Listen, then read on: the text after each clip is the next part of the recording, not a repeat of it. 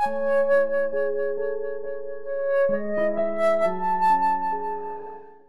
saudara-saudara yang dikasihi oleh Tuhan Yesus Kristus. Selamat siang semuanya. Pada siang hari ini kita akan kembali mendengarkan sebuah renungan singkat. Sebelumnya mari kita berdoa terlebih dahulu kepada Tuhan. Mari kita berdoa. Hanya karena kemurahan-Mu kami boleh ada hingga saat ini. Kami boleh menjalani hari ini. Semuanya berasal dari kebaikan Tuhan saja. Maka dari itu kami boleh bersyukur Tuhan atas kesempatan yang Engkau berikan. Sehingga kami pun juga boleh memiliki kerinduan untuk kembali mendengarkan firman-Mu. Kiranya firman Tuhan ini boleh terus kami pegang. Boleh menjadi dasar di dalam setiap langkah hidup kami. Dari hari ke hari, dari waktu ke waktu. Kami memohon curahan Roh Kudus-Mu supaya kami boleh memaknai secara baik dan benar akan firman yang kami baca dan kami dengarkan. Di dalam nama Tuhan Yesus Kristus kami menaikkan doa ini. Amin. Saudara-saudara, pada saat ini kita memiliki tema tanah kering. Bacaan kita dari Injil Lukas pasal 11 ayat ke-28.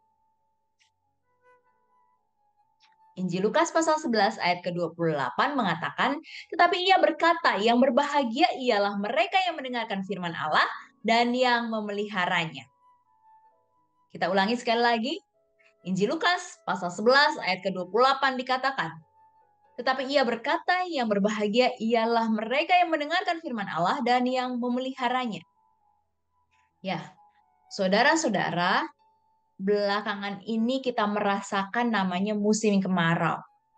Musim kemarau membuat banyak pohon menjadi kering, pohon-pohon meranggas, dan banyak tanaman yang mati. Pohon-pohon itu tidak lagi mengeluarkan hasilnya sehingga manusia tidak dapat mengkonsumsi dari hasil pohon itu karena pohon itu tidak menghasilkan. Bahkan membuat manusia berebut untuk mencari air karena kekeringan. Ya, saudara-saudara, tentu situasi ini tidak menyenangkan. Tentu situasi seperti ini membuat kehidupan manusia menjadi sulit, bahkan juga kehidupan makhluk hidup yang lainnya, yang juga membutuhkan air.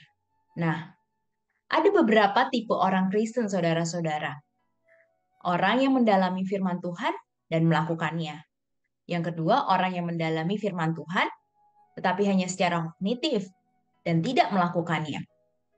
Orang yang tidak mendalami firman Tuhan dan tidak melakukannya. Ya, saudara-saudara, tipe-tipe orang Kristen ini mungkin ada pada kita dan juga di sekitar kita. Nah, kita tipe orang Kristen yang mana nih? Gitu. Dalam hal ini, tema saat ini mau berbicara soal iman yang kering. Seperti tanah kering ibaratnya saudara-saudara.